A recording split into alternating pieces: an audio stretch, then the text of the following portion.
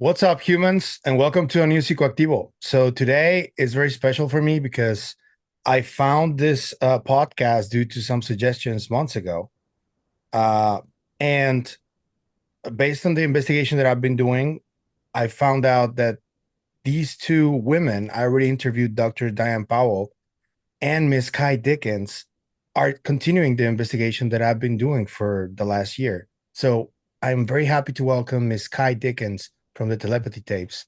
How are you, Ky? Good to see Good. you. Very nice to meet you. Welcome to the show. Thank you. Okay, so first of all, I want to tell you that I wasn't ready for any of the show. I needed tissues for the majority of them because there's a lot of different moments where you just can't help but like feel deeply connected to the way these kids see life because Yeah. that's what I think you're doing. You're speaking they're speaking through you and through Dr. Powell. Um I want to ask you, what was your journey like from potentially not believing in any of this to seeing actual proof and repeating it and repeating it and repeating it? What was that journey like? Yeah. Well, like you said, it's layered and it's layered with many emotions. I think the first thing that gets people very interested, of course, is this idea that non-speakers with autism have spiritual gifts like telepathy, and that's been widespread and well reported, not just amongst parents, but teachers, therapists, speech pathologists, principals, ministers, rabbis. I mean, it has been witnessed all over the world, kind of like the best kept secret. And so, Dr. Diane Powell started testing this well over 10 years ago, was presenting this to universities, and people weren't really ready to hear it, I don't think. She wrote a book, and when she wrote the book, she probably talked about in your podcast, she had her license revoked for just, she got it back again, but just the daring to mention ESP as being a real possibility in this world was enough for her to be punished. And she had to go through psychological testing to get that back. And so I don't think the world was ready for this. And what, oh, yes, I followed Diane and obviously did my own little tests. They're not the airtight Faraday cage type tests that we're going to do in the film with the University of Virginia, but these were incredible to watch. But I think the thing for me that touched me the most was really meeting these parents. And I just can't overstate the sacrifice and the love that parents and teachers as well, anyone working with the non-speaking community, um, have to put forth every day because, for a lot of these individuals, I mean, they are in there, they're intelligent, they're fully, formed, smart, creative, funny, beautiful, brilliant people, but they cannot control their body. There's a mind-body disconnect. So even often what they want to do or want to communicate, their body's doing something different. And because of that, you know, uh, everyone's gotten them wrong. So medical doctors will often, or people diagnosing will often say these non-speakers with severe autism aren't in there. They'll never be smart. They shouldn't be educated beyond a, 3-year-old or 4-year-old level because they won't get it. And that's not true. But the parents are kind of gaslit their whole life. And then once if parents do believe to try to get them spelling and communicating on a letterboard, and I think that's really baseline for your audience to understand, they're non-speakers. How do we know anything about them? Because speaking with your voice is a fine motor skill. Pointing to letters on a board is a gross motor skill. So these individuals can learn to point to letters on a board or on an iPad and communicate that way. And then the parents that do, start teaching their kids this way will often find from school systems who are like, we don't believe in spelling, it's pseudoscience. Even if this child is not being touched, they're sitting on the other side of the room, they're communicating independently. Every step of the way, these parents have fought against a world that does not believe in their children. And then once they are spelling with them, pretty soon what usually follows is this deep awareness of these spiritual gifts. Often it's certainly telepathy, that's baseline, the ability to read minds, read feelings. Um, and others, what I've called spiritual gifts, and I think many of the families and pretty much all the non-speakers would call them spiritual gifts as well, right? Like whether that's a clairvoyance or seeing spirits or traveling to other realms. And wow, I mean, that's a lot. And so I think in every step of this journey of these beautiful, often mothers and fathers, and their non-speakers, they have been dismissed, ignored, disenfranchised, discriminated against, and so it's been the takeaway number one is beautiful, I think, for all of us to see the non-speakers finally getting their day for being seen and heard. So with that, like as a foundation, yes, then was this understanding that they do have these spiritual gifts. And when falling into this hole, this, world, rabbit hole, I guess, I wanted to test everything for myself. I mean, Dr. Powell, I believe her. She's a wonderful scientist, but I need, like so many people, right? You need to see it with your own eyes. You need to experience it. So I invited a family up to California, picked out the Airbnb where we do testing, set up the cameras by myself, bought the iPad that we are going to have the random number generator on, bought the stuff from Amazon that we were going to use as flashcards, bought all those elements and set up the test so that there could be no, like, so Dr. Powell couldn't be like a element to what was happening. I wanted to see if they could do it. And of course, I would on my own while trying to get proof of concept for this documentary, which turns into this podcast, which will turn into a documentary again eventually.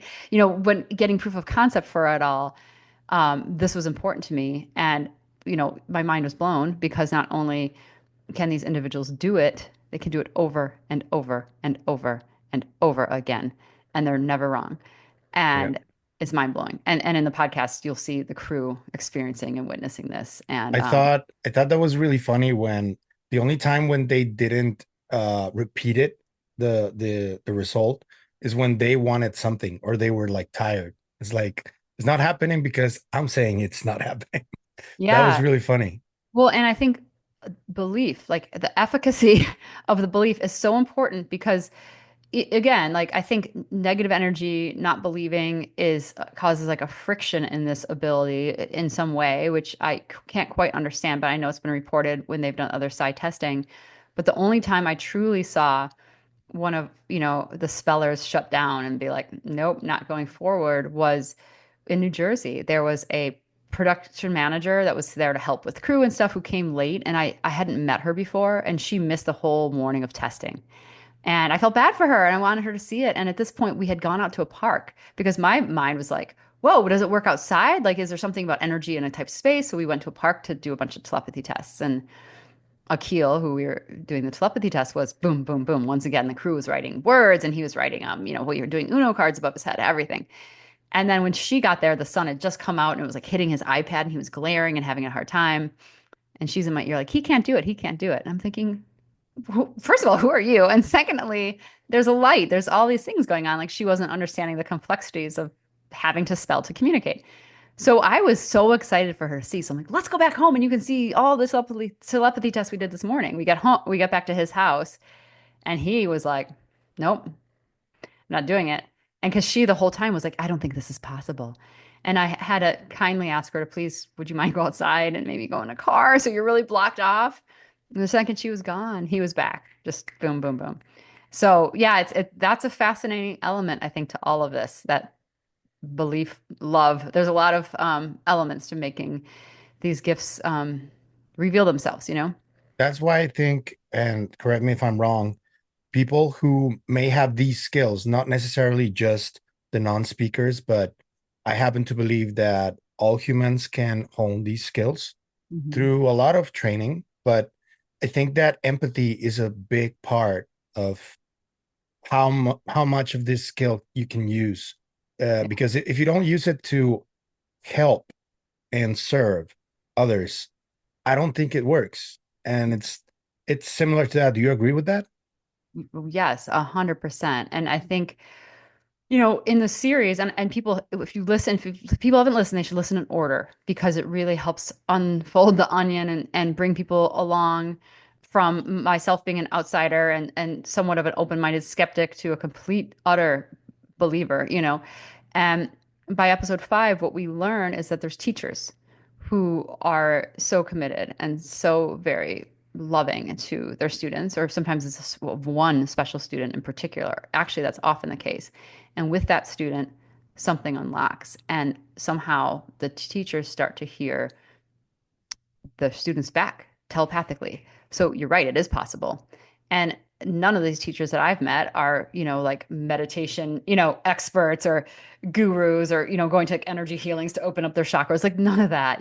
They're just teachers doing the best they can, loving a student.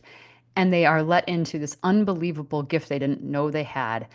And what I found shocking is yes, this happens with parents. Of course it does, but it really happens with teachers. And what's the common denominator there, right? It's like the selflessness, it's intention, it's the shared focus on something.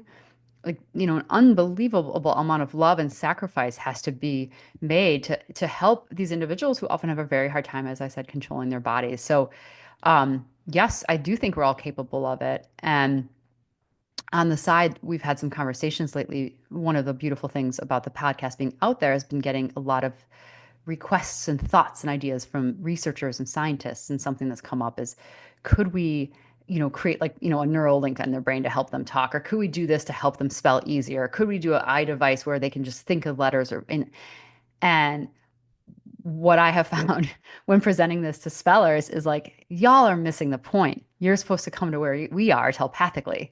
Like, stop trying to Yeah. bring us, to where Yeah. you are. Come to where we are. And that's how you'll really experience and grow and learn. And wow, is that a tall order? And this is where it gets really funny because uh us as the technologed and more materialistic society, we keep trying to pull them back to us, Yeah. and this stigma has persisted for many years. Yeah. That in America, I know there's people that when they hear the word autistic, they immediately use it like a negative connotation to it, and it shouldn't be that way because I think that we all have something that makes us neurodivergent, but Mm. some of us have just one little quirk, others have another, and there are the nonverbal autistic children, and there's different levels, right? Yeah. And that's what people don't understand, that we all have a level of this neurodiversity. Um, do you think that we might be close, thanks to works like your podcast, to ending or maybe reducing that stigma a little bit? Gosh, I mean, I hope so. I mean, like the number one goal with the podcast for me has always been to presume competence. If people can just presume competence, don't look at individuals and assume they're not in there or they don't understand. You don't need to talk to them as if they're toddlers or babies. Like, it almost makes me cry just thinking about that being someone's experience for their whole life. So, yes, I mean, I can see from the groundswell of love and support and understanding and suddenly like allyship that's just exploding on TikTok and Twitter. And what's beautiful, I mean, I'm on, of course, like a text thread with all the families and subjects, and we do share when we see like a cute TikTok. And what's happening is people, of course, that none of us know. I mean, this podcast has really gotten out there in such a profound way that you can see these people that that we don't know talking about equipping the spellers and getting this into schools and helping the non-speakers and how do we do this and how do we do this, and just that this army of allies is forming. I mean, that's awesome. Like the paradigm shift, that's important. Like all this is important, but it's all tied together. Like you can't have any of it without us really trying to change our systems to support and embolden and include the non-speakers. And then one more thing just to add before I let you ask another question. I have to tangent really quick because you brought up autism, and this is my overall thought on this. And again, I don't know for sure, but to me, I really think that these spiritual gifts are deeply tied, especially the telepathy, to not having that control of your body, not feeling as present in your body. That and just even being a non-speaker, I think it does require like this other height to sense and to heighten. Did I just say other sense to heighten? And and I haven't put this in podcast because it's anecdotal right now. I haven't proven it. I haven't witnessed it, but I have had quite a few parents say this is true within Angelman syndrome. This is true within some levels of Down syndrome, and with Rett's syndrome. So, uh, yeah, I think that we shouldn't be dismissing any individual because of how they're presenting physically, ever. Yeah, and there's also it works with people who are not don't have a disability like that or a condition like that. for example, the sensory deprivation tanks. Those Hmm. make you lose all, uh, make you not feel aware that your body is there with you. It's just like Yeah. you and your mind. Yeah. And I think that that's also another good example of that. I believe. Yes. Yeah. Yeah. Our bodies are the problem. I Yeah. think I Yeah. think that's exactly right. And Yeah. it's like, you think about even like all the world, like ancient religions and ancient thinkers and shamans. I mean, everything that everyone has always been saying is like, mind, body, spirit, but like you are more than your body, right? Like and I think that this is all not new information. It's just that we're like remembering this information about ourselves that we are so much more than our body, and our bodies don't matter. It's like what's going on within is what matters. So the intentions of our heart, like the purity of our actions, the kindness, how we live our lives, like love. I mean, if you were to ask, I think any non-speaker, I don't want to speak for them, but I think overwhelmingly they would say the only thing that matters is love. Love, love, love, love, love. I mean, that's a message that we've heard a million times. And I think it's great that people are hearing it again, but and being like, wow, I believe it now because it's coming from a new messenger, but love is everything, and you can't test that, like, right? There's no equation for that. It has nothing to do with really the body. Like it's something we can't test. And I kind of put telepathy and a lot of that stuff in this space. And I think they would too, is like if love is a spiritual gift, just like these other things, they're present. They don't have to do with your body. They have to do with your mind, your heart, your spirit, whatever you want to call it. Yeah. And it's funny because when with that materialistic paradigm that started with, let's be real, philosophers, they're the ones who brought it upon us. And then the Revolution played a big role there. Yeah. Alongside that comes this existential dread of not wanting to die, And I Yeah. think that it's tied to all of this Yes. desire to live forever, but we misunderstand the message because Yes. I don't, and this is proof of it because I was going to ask you about all of this spirituality that comes with this phenomenon, this past Yeah. lives phenomenon, and the angels, and the concept of God and the hill. Yeah. Where do you think that comes from? Do you think that's from like Carl Jung's concept of the collective unconscious, or do you think these kids have such power that they created the hill between them? Because Wow. I find that really interesting that Mm.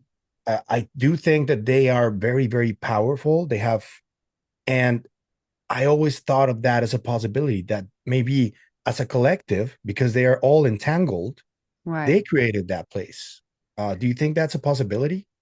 Well, yes, and I want to rely heavily here on my dear friend Katie Asher, who was the mom in episode 3, whose son Houston learned to spell, late in life, like in his 20s. And one beautiful thing about Katie is she really did the research into physiology and biology and thought and what it is and what frequency is and what vibrations are. And in that episode, at one point, she asked me to pick up something on my desk and I had a fork and she said, "What is it? And what was it before?" And I think I said stainless steel. And she's like, "No, it was a thought. Like everything around you started as a thought." And and I remember being like my mind blown, but it like re-blew open this morning when I stood in my house and I was like, wait a second, like this is here because it was a thought. The book was here because someone had the thought, like this cup, like this city. What? Like all the things around us truly started as a thought, meaning like our thoughts do come first. They don't go the other way. My house didn't make me standing in it. Like what? Like no, I mean, our thoughts developed every physical thing in our world except for like the foundation of like the grass, the ocean, the air, like whatever came first. Um, and what again, like I think there needs to be a lot of research into this, and I would always refer to I would rather ask the non-speakers to answer this than me myself, but I would think that there's been a lot of anecdotal evidence or things that I've seen that are pretty powerfully pointing to the fact that yes, like we can create our own consciousness and reality. And I love it. Like in episode 9, it's like John Paul almost creates his own heaven and his image of what he would want. Um, and so, yes, I do think that that our thoughts are very powerful and that we have the ability to like build up what we want with them. And it seems to me that doesn't end. in this realm, if you want to call it that. Um, and then, you brought up the spiritual side of this, and they are so tied together, you can't separate them. And that was really tricky because I thought it was just like, okay, at first I could start to understand this scientifically. Like, okay, maybe it's a wave or it's an entanglement or there's something going on that's making telepathy work. Or I understood that if you're, deaf, other senses heighten. If you're blind, other senses heighten. So this is it. You can't speak. Of course, this is the sense that's heightened. We see it in animals. Telepathy is there in the natural kingdom. Okay. I have a science explanation for it. And but no, I mean, the non-speakers will tell you, no, stop using science and instruments to measure this. This can't be measured with instruments. Like this is a part and parcel of who we are on a spiritual level, and love and God and the soul or consciousness, whatever you want to call it, continues. It's fundamental, and we're all connected. All these things that have been being said again for hundreds, if not thousands of years, is what they are saying. We need to take care of our earth. We need to take care of each other. There needs to be compassion for animals and, just et cetera, et cetera, et cetera. But at the heart of it, love is fundamental. And I can't tell you how many non-speakers have said to me, these are spiritual gifts. These are spiritual gifts. And and then I was able to slowly be like, okay, I'm there with you. And then of course, like the plots thicken when they would start talking. And I think sometimes I think there's two things going on. One, I think non-speakers will either spoon or shovel things out in the way in which their parent, their teacher, whoever's around them can take. And then I also feel like the parents were doing that with me a little bit, like they could see that my mind. And then once I kind of like assimilated to a new reality, I felt like it was like, whoop, okay, we just went down another level. And that new level would often throw me off course and have me really confused. And I'd have to start reading another 10 more books and talking to 10 more people. And then I'd like validate that level. And then they'd like take me down to another level until I understood exactly where I was standing, which was that this is, um, from the non-speaker's point of view, deeply spiritual. And there absolutely is a God, that we are absolutely connected, that we are absolutely more than our body. And when that becomes a repeated theme over and over again in every corner of the world, and you have to remember, most of these parents did not know each other at first. I mean, now they do from making this project and meeting me, and we have our text threads, and it's like it become, of course, like we're all connected now. But the time, and that's just this. I mean, I think there's so many parents out there who haven't heard this message or know this yet, but these parents were all experiencing and saying the same thing, even though their children didn't know each other. So I think there's a lot of data points there. Yeah, and this previous question I asked you is the reason I sent you all the work on Dr. Greenberg that I was doing. And Mhm. he was studying shamans in his time. And I do believe that he was onto something because these shamans are, uh, they're like, they grow up with all of this atmosphere of spirituality, but not from a religious perspective, from like a more Pachamama perspective, if you can Mm, call it that. And I think that these kids are in many ways the new representation of these shamans because they're, to me, funny enough, the most skilled there are in these type of abilities. hmm. And whenever people says that they're not that they can't really learn anything or they're like disabled or something like that, I would say that's funny because they have access to way more information than any of us really do. And because of that, I wanted to ask you. Okay. I heard you talking in a different interview about potentially linking these children with either theoretical physicists or scientists, so you guys could maybe potentially try and see if you can discover new science with these kids' Yeah. access to information. Uh, do you have any updates on that or anything you can share about that? Yeah. Okay. So, yes, and this is something I think that's really exciting, and I think it would be of great benefit to the spellers and non-speakers, as well as to humanity as a whole. And one thing that was made apparent to me, or I learned throughout the course of this, is that often spellers are limited by the information base of their communication partner, and that's a mystery as to why. Meaning, like they can be bringing a lot through, but because they're often, as many teachers and parents have told me, there's the non-speaker might be using their neurology, using their eyes, using their ears, using their software in some ways. And because of that, like often like whatever it is that they're communicating or some of these like greater ideas that they're bringing through can be limited if the spelling partner hasn't studied quantum physics or plant biology or whatever it is. So the idea would be to partner non-speakers in whatever interest it is they have with an expert or experts in a field. But what I love about this is it would take a joint meeting in this beautiful way. So if you're a physician who wants to work on a cure for XYZ and you want to work with a non-speaker who's very interested in that space, like that physician would have to learn to do spelling, which can take months to take the course and to practice and to get into a place where you can clear your mind, have that intention, encourage when a non-speaker gets in a loop. Often, you kind of get in a loop, or you might get into a kind of a catatonic state. You have to get out of it. So there's all sorts of reasons you have to get trained, and so it would take sacrifice and love from that academic or that researcher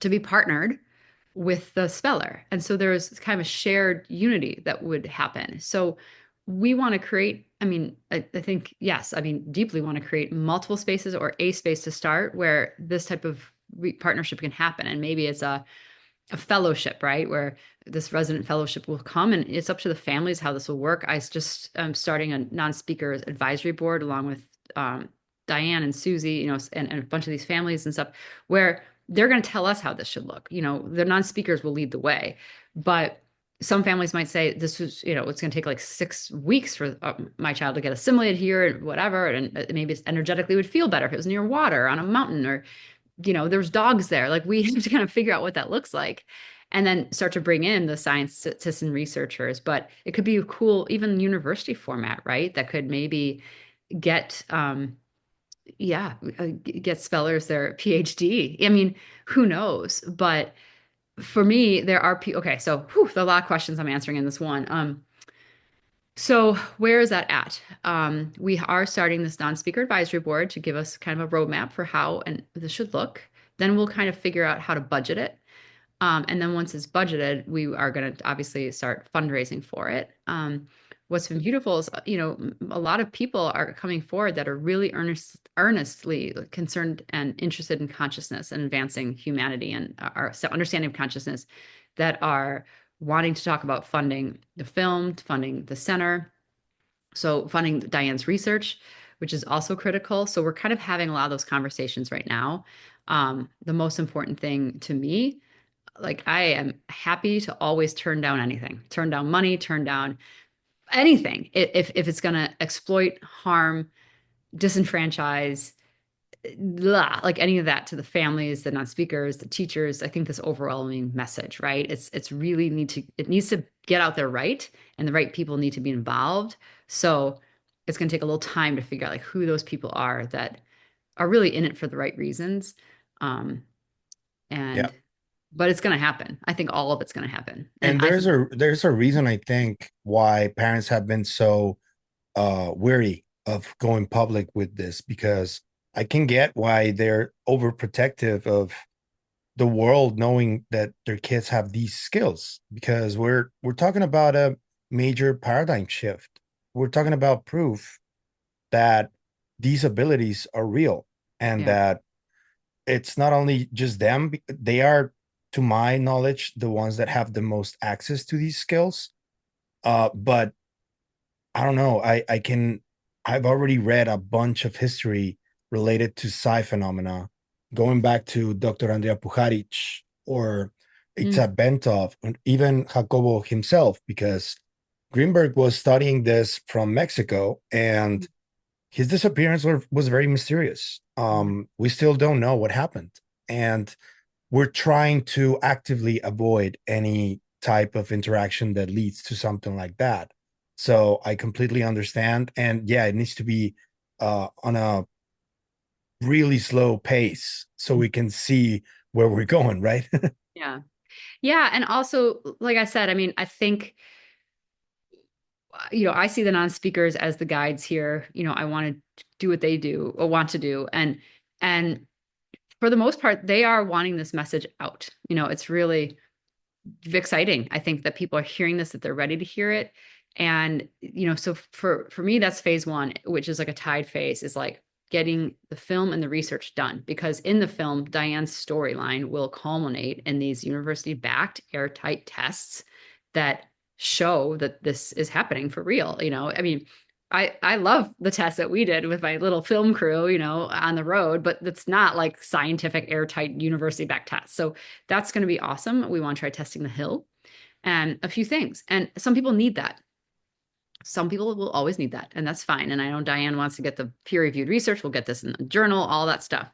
So the funding for the film will also be paying for those tests. But then the other part of that, of course, are the family stories and their experience and showing that, yes, this is real. This is the tip of the iceberg, and there's many other gifts. And this is linked deeply to something much greater that has to do with the fabric of our reality and our spiritual reality or source reality, if you'd like to call it, right? Like Yeah, Earth is not it. and it's something that I think people don't really understand from people like us who are communicators, how Hmm. important it is to get the message out first and Yeah. then try to get the scientific work done. That's how this works. Yeah. And please don't ever let anyone tell you that the work you're doing is less important or less instrumental to everything that's happening, because I think it was the first major step, and you should always be proud of that. I Thank want you. you to know that. No, thank you. Um, I want to ask you about uh, have you ever tried to do either telepathy or some other type of psi ability yourself? Is there anything you've I ever mean, experienced? not really. No, I mean, I was not at all like in this world until this started happening. I still feel like an interloper in this world because no, I'm not the type of person that is, I've never explored that, but there are things, of course, have happened in my life. I think there's one thing is like an all-knowing, like I will know about something happening. Like this will happen. I don't know why I know it. I just know. So I feel like there's this like a resonance with that's always kind of been there. So that's there. And then of course I've had some beautiful, undescribable experiences, from another place. One time I had a dream where two angels came and I could ask them three questions, then took me places, and it was so real. And I thought, was that just a dream?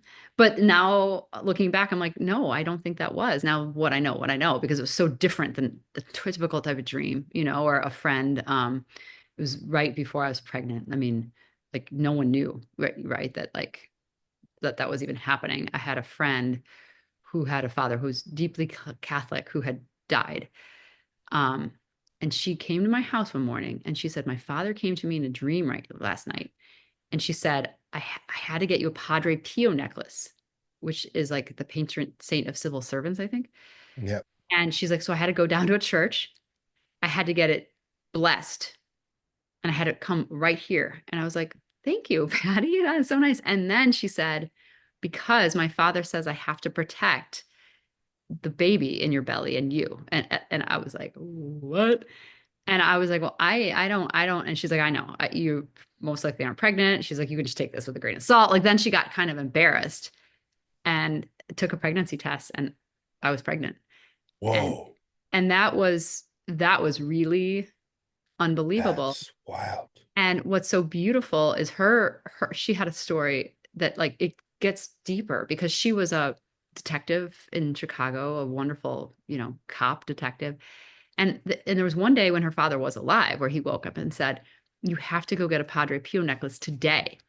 You have to and put it on to protect you." And she's like, "Okay, Dad." And she took him seriously, and she went in all of the churches, and she went to a Catholic church and got got it blessed, wore the Padre Pio necklace, etc. So she that day was almost done. She gets to a fire on the southwest side of Chicago. Building's like really inflamed, and the firemen and cops were kind of outside. She's like, "Is there anyone left in the building?" And they kind of made like a comment, like, "Yeah, there's a woman in there. She's extremely heavy, like almost like it's not worth getting her out. Like we'll risk our own lives." And Patty, she won a medal for this. She ran into the burning building, like carried the woman out on her back, and Patty was like 5'2", like 110 pounds. I mean, she's Whoa. a tiny woman, carries this woman out. risked her entire life while all these cops and firemen who often are very brave and put their lives on the line. I understand all that, but these guys were willing to let this woman die. And she ran in and saved this person's life. And it was the day her dad told her to put the Padre Pio on. And so I knew that story. That was part of Patty's stories, a story that she would tell. And it was a beautiful story. And then so when this happened a few years later after her dad had passed, I mean, there's things like that where it's like, how do you explain that? You can't, you know? So I think we've all touched this space. In fact, I was reading about this yesterday because I was interested, and it's a huge majority of people, when polled or surveyed, will say, "Yes, I've had a moment where I've felt like I've touched something from beyond, or knew something was going to happen, or had a vision of X, Y, Z, or or like had a telepathic experience with a loved one right when they were sick or dying or hurt or this or that, and or saw my mom in the she came to me as she was dying in the hospital bed and told me she'd wait for me, and then just like we've all heard these stories, and I don't think many of us know where to put them. But I think if people sat long and hard thinking I haven't, if they sat and thought about it, they'd be like, no, I have. I think most of us have. um So it's part of being human. I don't think it's paranormal or supernatural. I think it's normal and natural. And we just have to remember that. Yeah, it's I've always said that it's like ancient knowledge that we Mm, forgot. yes. Um, yeah, in many ways it's true with me too, because I've gone through weird experiences since I was a preteen, and it's only over the last year that I've kind of started to get some answers to what I've experienced. Mm. And I wanted to ask you, just out of curiosity, have you ever asked if John Paul is still aware of us living here? Uh, could he be listening to us right now? Do you think Oh, that's, I think so. Yeah. yeah? Yeah. I mean, I think John Paul has a lot of work to do. Um, I think he's very engaged still. And, I'm saying that based on stuff that non-speakers have said and, Libby has said. And, I mean, there's little messages and signs coming forth. And I think for any of us that lived through that extremely devastating time, but also really unbelievably, almost miraculous time at how he was showing that he was still there, you know. And John Paul, I mean, he was so excited about this message getting out there. He was so excited. He was the one that was saying there was thousands of people on the hill the day that we were there filming. And yeah, I mean, I talk to him still. I mean, I don't hear him back, but I will talk to him, tell him what's up in case he's listening, wants to wants to be in a small meeting with me, but like um yeah, I mean, John Paul was so excited, so I have a feeling he is engaged in some way that I can't even imagine in this all Yeah. still. I like to think that he saw me sobbing when I heard to the episode 9, because that really hit me. It was really powerful. And I was driving at the time, on the coast of Ensenada. I was driving. Um, Um, I wanted to ask you, how possible do you think it is for uh, some of these kids to maybe, because I have a friend who is a theoretical science mm, physicist from cool. Yeah. Spain, Wow. who has worked with some children with the eyeless sight Hmm. phenomenon. Yeah. And I think that it would be a good idea to connect you with him, Mm, to see if maybe we can try and, because I think he's more uh, sensitive to a lot of these topics, and yeah. that training you told me that needs to happen, that he needs to learn. I think that he would probably have a less difficult time learning it than Cool. maybe other scientists. So it would Yeah. be nice if I could connect you both. Sure. He's coming to America, I think, mid 2025, and I think that he would be really helpful. So, Wow. Yeah, I'm happy. Anyone that can help the non-speakers in any way, let's do it. I'm happy to meet with anyone. all right, and just out of curiosity, what are some of the hurdles you have found after you released the podcast? Have you been approached by any institution, or maybe people from within the ufology community that are inevitably interested in this because everybody is. Yeah. Um, have you found any like resistance from any certain group or something, or has it always been? It's been Um, so because I was the thing that has scared me throughout this, and I don't know if scared is the right word, but has, kept me up sometimes was like, oh my gosh, like first of all, these materialists are going to come at me hard the way they came after Diane, and that's going to be brutal, and they're going to try to, pull my name and my career and my whatever through the mud, and I guess I have to get ready for that, and oh, it's going to stink, so I've had that fear, and then this fear of like these people who hate unspelling, who are just like, this is not, it's pseudoscience, it's all these untruths that they want to tell. And I think one of the reasons why is people have always wanted to control how we communicate.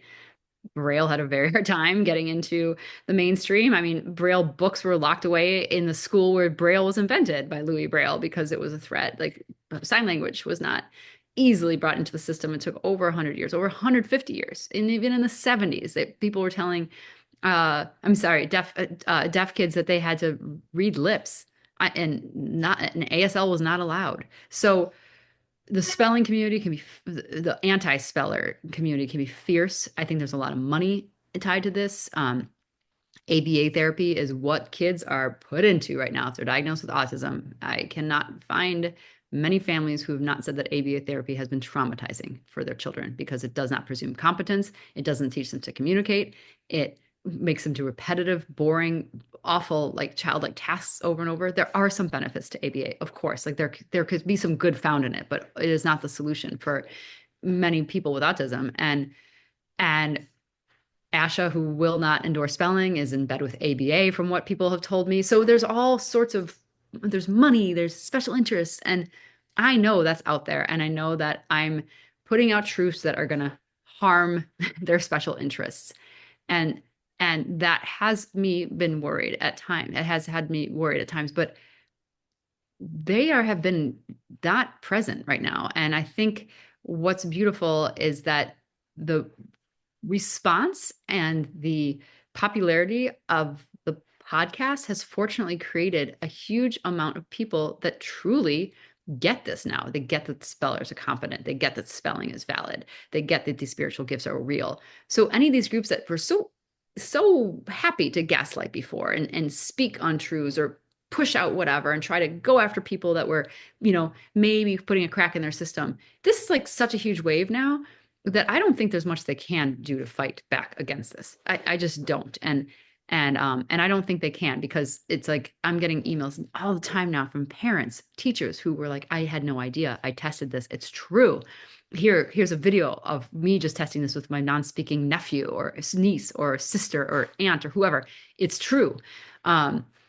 Teachers who are now saying I had no idea, and then now that I've listened to the tapes and we talk about it in my classroom, we do these moments of silent thought sharing to start the day, where they can all have 20 minutes to get the wiggles out of their system and telepathically communicate. And boy, has it helped me navigate this classroom. Or before, when a child would like start crying on the ground, I had no idea, and they probably don't want to tell me because they'd be scared if they told me what was actually going on.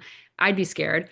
But a teacher said recently, now this young man got off the ground and said, I was on like the hill with a friend. He has devastating news. I'm lying on the floor crying for him because I feel his pain. I mean, that's beautiful. So all this to say is I think the the cat's out of the bag. There's no putting it back in the bag. And I think the reason the skeptics and the materialists and the gatekeepers have been effective at keeping it in the bag before is it was just like tiny cats getting a tiny bag. So they'd swat it, swat it, swat it, swat it. And now it's like so much bigger than the families or the scientists or me or any of these people involved in the telepathy tapes. It is worldwide knowledge that is out there. And you can't put it back in the bag now. And that's awesome, right?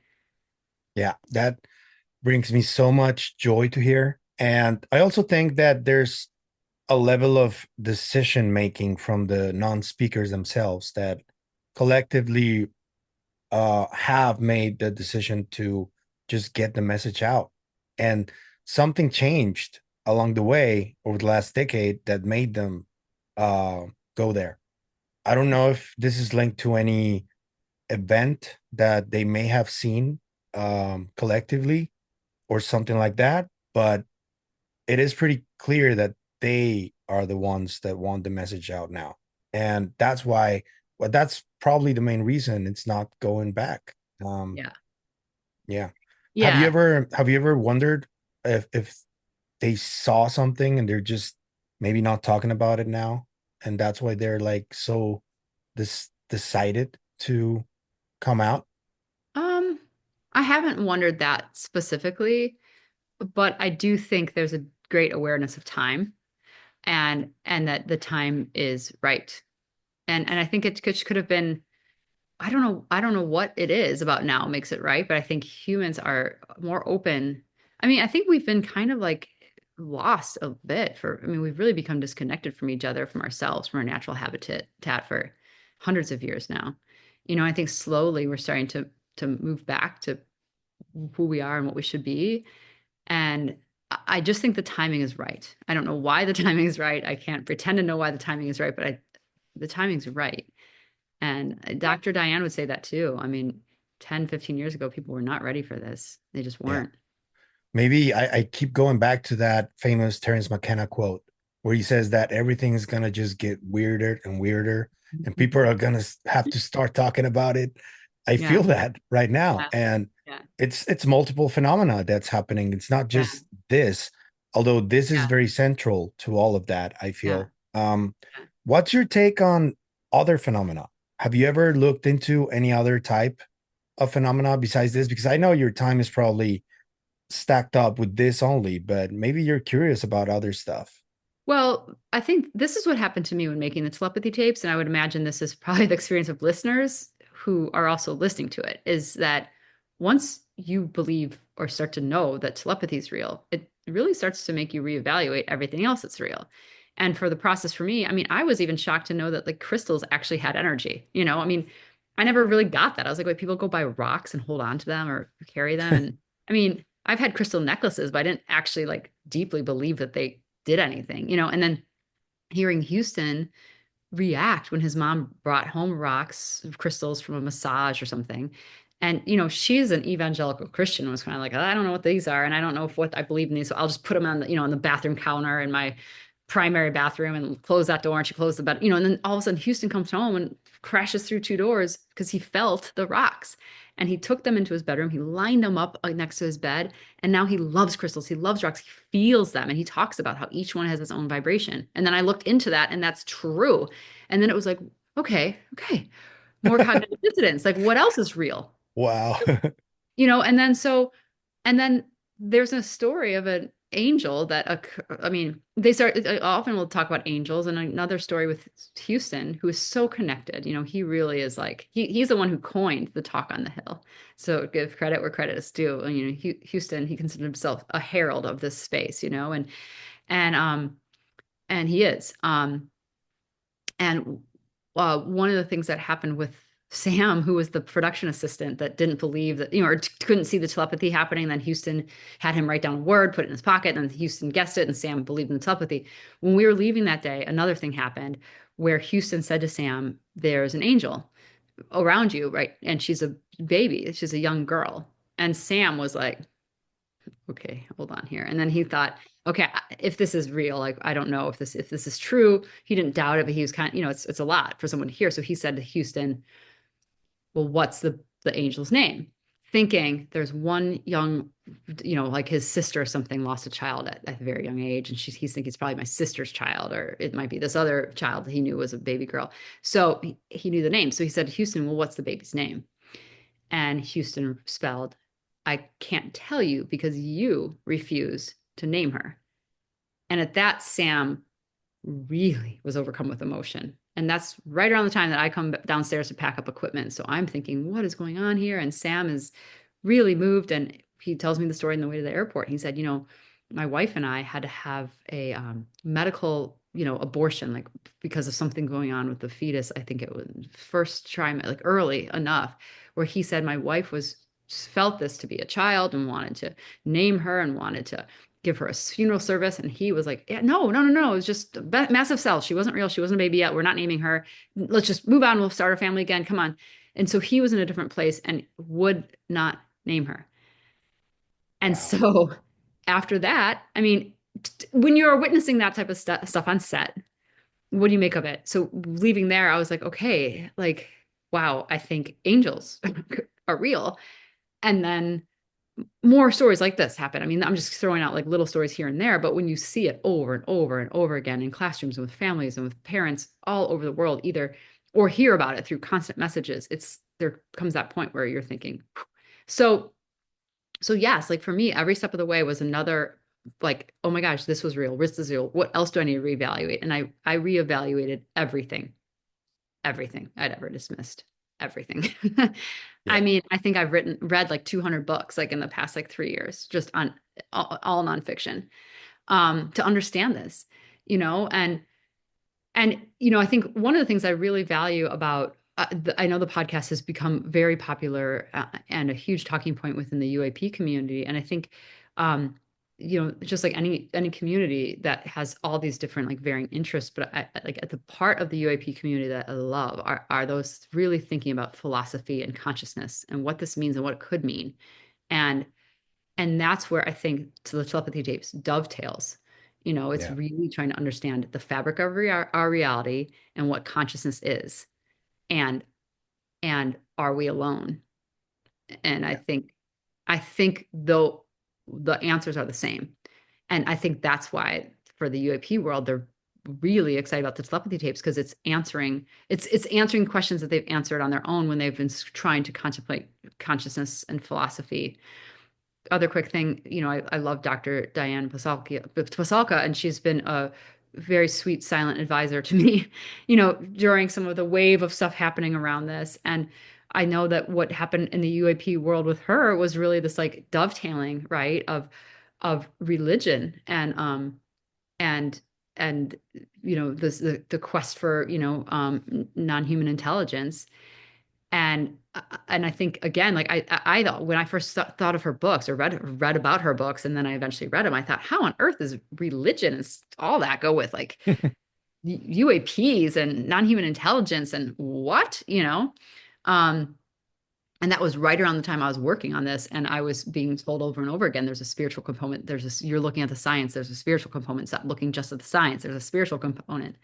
And so what I was watching happening with like Diana's work and what was happening in the world was validating and affirming what I was seeing with the non-speakers is that like you can study things, use science, use your tools, use your instruments, use observation all you want, but you are all missing the point if you're not acknowledging that there's a deep spiritual understanding and element to all of this as well. Yeah, I think that's one of the reasons that the nuts and bolts crowd is probably going to have the hardest time accepting a lot of this Hmm. because they're very like scientific about how they go about studying UAP. They Hmm. think it's some sort of advanced technology, and it may Hmm. very well be. It is possible that we did crack something back in the 50s or something like that, but I don't think that ignoring this part of consciousness and the philosophy and how we tackle these issues from a more like thoughtful perspective, Hmm. I don't think ignoring this is going to work for them. And they're going to be the ones that are probably going to go through the biggest paradigm shift. And it's going to be shocking for a lot of them. I can already see it. And I've already had a little bit of differences with some of these people that I do respect, but I don't think they are very accepting of this Yeah, stuff. That when you say the word spiritual, they immediately jump and they go I like, know. "What are you talking about? I'm an atheist and I'm a materialist and this is just nuts and bolts." And I'm like, dude. And it's weird because my journey through all of this, I started doing consciousness stuff. Then I realized that the UAP phenomenon was linked to this. That's why I started doing UAP stuff. But initially, and I still think this to this day, consciousness is where it's at. If Yeah, we find out what's going on through there first, everything else will be answered. That's what yeah, I genuinely feel. yeah. So, I yeah, agree with you. yeah, I agree with you. And I do think too, Lily, the amazing individual. John Paul's girlfriend who, called us voice users or muggles. And, you know, Yeah. she's so great and has these wonderful insights. And one of the things that she says, and I believe it was actually in episode 4, she said, what's going to change for spellers and for consciousness and for this telepathy is just the sheer numbers of people believing. And she's one of the people that is constantly like through her dad being like, get the message out, get the movie out. Like, we got to get the message out first. We got to get people believing. And I appreciate her nudges because she's right. But I think what is happening both within with consciousness work in these all the different fields of interest, but especially like with the telepathy tapes getting out there widespread, I do think so many people are starting to question materialism. And in doing so, what I love is for so long, right? People who were like, no, there's something here. Psi abilities are real, telepathy or clairvoyance or near death experiences. People are experiencing something else. There does feel like there's a reality that's not here, that's more real than here. And it's filled with love and it's great. And like, I mean, those messages have been around for a long time. People believing in any of that or even believing in God for so long where, oh, you're small-minded, like you're simple-minded, you're so silly, you're not educated. And what I see shifting, and this is remarkable to be any of us to be alive during this time, is that those who are clinging on to materialism, and it's like the scientism, right? Science can answer everything. That's a religion in and of itself. So this like scientism, this materialism, this dogmatic, closed-minded belief that science has all the answers, that is the way, we don't have to look at anything else. That group of people are slowly started to being looked at as like flat earthers by the Yeah. mainstream. And, Yeah. and that's happening. I mean, Yeah. I'm getting a lot of wonderful, I delight in the messages people are sending and posting and putting on social media and stuff because average, Nancy in Ohio is sitting here being like, oh my gosh, materialism, blah, blah, blah, blah, blah. Like, what's up with material? Like, it's become like a catchphrase and it's changing. And that's going to blow the earth wide open, I think, when all of a sudden the new paradigm is like completely with the mainstream embracing that materialism.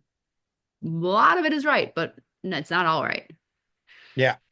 And I just one more thing about Mm, Greenberg though, mm, because I think that Lily is spot on in the sense that she knows that as soon as we get more entangled, everybody's gonna know. And that's where the power comes from. That's where true change is gonna come from. And that's what I think the doctor was trying to do before he disappeared. He was doing this paper that I sent you about the transfer potential. yeah. He was trying to prove quantum entanglement between minds was real, and Mhm. then he disappeared. And I think these kids understand that, and that's why they're so eager to keep saying, "Get the message out, get the message out," because that's how we work. That's it. The faster we realize that we're all connected, this is gonna just none of that materialism talk is gonna be worth it, in my opinion. That's Yeah. how I feel. Yeah. Yeah. I think you're right. I wanted to ask you just one a couple of questions more Okay. before we leave. Okay. Um, One is related to psychedelics, Okay. and because I had experiences, psi phenomena happened to me while I was on a decade-long psychedelic trip, essentially. Decade long. Yes, Wow. yeah, and I did it from an empirical standpoint. So Yeah. I read a lot of books and I tried to do experiments myself. And yes, I did experience telepathy. Well, what I experienced is basically I heard another person's voice in my head, and this person heard my voice in her head. That's what I experienced. Yeah. That I sounds like I call it I call it telepathy. We cried when it sounds happened. It textbook was to me. yeah, we Wow. cried when it happened. We couldn't believe it, and the next day we didn't want to go to sleep because we felt that it was going to go away, and it did. And then when we woke up the other day, we were like, "That happened, right?" Yeah, that happened. What were you on? LSD, Wow. Okay. a really Oh, high dose of LSD. Yeah. wow. And I left it in the back burner, right, Yeah. for many years. And then I saw this movie of Dr. Greenberg's disappearance, and I was like, that's what I experienced. I I Wow. need to look into this. And that's why I did the podcast. I Wow. wanted to ask you, what have you ever looked into the potential that psychedelic substances have to help us Yeah. I mean, in it's many ways? fascinating. I mean, all of this is happening at once, right? Like 5 years ago, 10 years ago, the idea of like taking psychedelics to cure PTSD or to, help with any mental disorder, I think would have just been conceived as like so fringe and totally asinine. And now it feels like the magic bullet, not just to doing like years and years of therapy within, minutes or an hour a day, but also people I love Michael Pollan's Netflix, How to Change Your Mind. I mean, Oh that yeah. Netflix, How to Change Your Mind. And one of the most beautiful things within that was people often when they were doing these test trials, right, at universities, and they were lying on the couch, and so it was so moving to me to see people who wanted to take their own lives, who would have an experience with a psychedelic and come out of it. And again, I think it shuts off the points of our brain that make us other, that keep us, our dissociative boundary, that inform our ego. And they were in these, having their consciousness and their state altered. And when they would come back, they'd say, there's something more. I was at a place more real than here. There's so much love there. I'm not scared of dying anymore. I'm not scared of whatever I was scared of, or the ability to go back in their minds and work through unbelievably painful, traumatic events to get like clarity. I mean, I think it's all innate. It's been used again. Look at our ancestors. What have our ancestors been doing? What have they been talking about? What were their tools and keys to help us reach the spiritual realm, or reach our greater potential? This was part and parcel of a spiritual experience, and not just, in, like South America, or, this was within Catholics. I mean, this has been used in early Christianity. I mean, for so long. Native Americans. I mean, you can go in any culture. This was a part of it. I mean, even right in Greece, I was just reading that they think that was a huge element to like what Socrates was up to, and it's fascinating. And it's like we're just remembering all of it right now in Yeah, 2020s. it's all happening. Yeah. um just the final one. First, I wanted to, if you want to give people a little preview of what's coming for the episode 10 and maybe season 2. Yeah. And the other part of this question has to do with, I've seen a lot of skeptical people and debunkers and all that stuff complaining about the budget that it is needed for the film. And I don't think it's really not that much, Oh, but I in think fact, that that's those funny. people Yeah. don't really understand what the film industry is like. So if you want to Yeah. maybe break it down a little Sure. bit. And honestly, that's like a fraction of the budget. I mean, film is so expensive. I direct TV commercials. To direct a 2 or 3 day TV commercial, like what it costs to get all the crew there, to get the drives, to get, the talent, to all that stuff is like $200,000 to $300,000 for a 30-second TV commercial. And sometimes it's much more than that. So, film is just expensive. I mean, every single person that you have on set, um, their day rates are expensive, equipment's expensive, lights are expensive, the hard drives, the editorial, creating CGI graphics, traveling, hotels, meals. I mean, it's just anyone who knows anything about the film world knows what it costs. It's almost it's just it doesn't take much for someone to go look up what a wonderfully well produced documentary or feature film or TV show costs. It's all out there. I mean, an hour of television on, like a docu-series on Netflix can range from 500 to $2 million an episode. I mean, it's just Yeah. expensive. So it's nothing. It almost feels like what's on our fundraising site is so below what is needed that I Yep. almost like can't even rational. It's like there's nothing that needs to be rationalized because we're trying to do this so tightly and so well that it just costs what it costs, and Yeah. there's a going rate for all of it, and it just is what it is. It's like Yep. everyone's in this for one reason only, and that's to get a message out and to change the paradigm. Like no one's going to be getting rich off of documentary. That just doesn't Yeah. happen. Yeah. Documentaries are like the poor stepchild of entertainment. Yeah. Especially something that is so profound and so important. I Yeah. mean, talking about numbers, I'm like, give them more. What the hell? Well, the other thing that I'm really excited about in the documentary is like in the documentary budget is we have budgeted 3 non-speaking advisor roles where they will be paid to help us create the CGI world. The visual Whoa. that and I want to do this, and this is really expensive, and this is why the budget is like way more than what's actually online. Like the online was like just to get us going with like production again, right? But like the post is really going to be excited because I want to take a lot of the old home videos and even a lot of the recreation stuff, especially with John Paul, and do it from the POV of the non-speakers, where they see their parents, their teachers, their world the way they see it, not what we see, which often means there's auras around people, around cut plants, around rocks, around trees. There's numbers and fractals and all sorts of different things. Obviously, sometimes there's spirits involved. There's waveforms, there's sounds, there's this whole world that I can't create on my own. And that's why I want to hire three non-speakers to consult on that. Um, and That's so someone can cool. balk all day long that that's too much money. I could care less. It just costs what it costs to do it Yeah, right. So, you know, agreed. And fun. finally, just to give us a little update on episode 10 and season 2, if you will, please. Okay, yeah. Okay, so season 10, you're keeping me from working on it right now. And I'm just teasing. I mean, yeah, but no, episode 10 is wonderful. I mean, it's the okay, this is the best thing I can say. It's all the non-speaker, not, many non-speakers who have sent me thoughts and messages about what they want people to know or do or continue with now that they know this message about them or who they are, things maybe I got wrong or what they want to enlighten us more on. um Unfortunately, there was so much that came in that I'm having to go through it and like pick highlights. I thought, oh, we could get it all out there, but it'd be 5 hours. So I'm trying to pick highlights that kind of resonate throughout.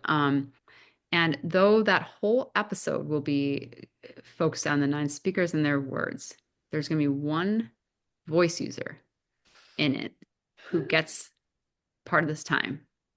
And why this person. And the reason why is because they're the only voice user that I've met that has made it to the hill, the only neurotypical person. And so if he's made it to their space as a voice user, he's getting his Whoa. space on episode 10 as a voice user. And it unfolded during the making of the project. And it's remarkable what happened. So that's an episode 10 as well. Yet another proof that I'm not crazy after all. Oh my God. And for season And was it 2, okay? And was it okay for him to go there? That's another thing we look at. okay. Okay. And for season 2, any plans yet on what you want to explore there that you Yeah, can share? I mean, there's so many more stories from the families that are unfolding. So I do think that there's more to be touched regarding this like broader sense of the iceberg. Um, Other gifts that we haven't touched yet. I'm doing what the non-speakers do now. I didn't think people were ready. So I will be exploring some of these more unbelievable gifts.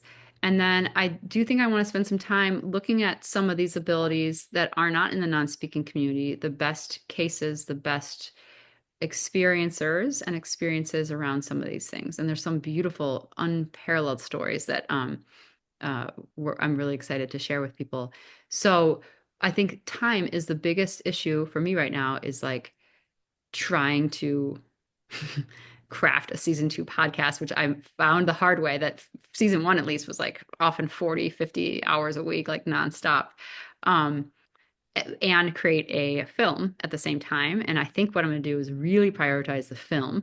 And there's always downtimes, right? Because you're gearing up for a big shoot. You go shoot for 6 days or 5 days, and then it's like downtime. And then you go gear up for a shoot again, and then there's downtime. So, um, yeah, I will be working on the podcast simultaneously, but the film is going to kind of take the major front seat for now, just because I know that's what the non-speakers want. That's where Okay.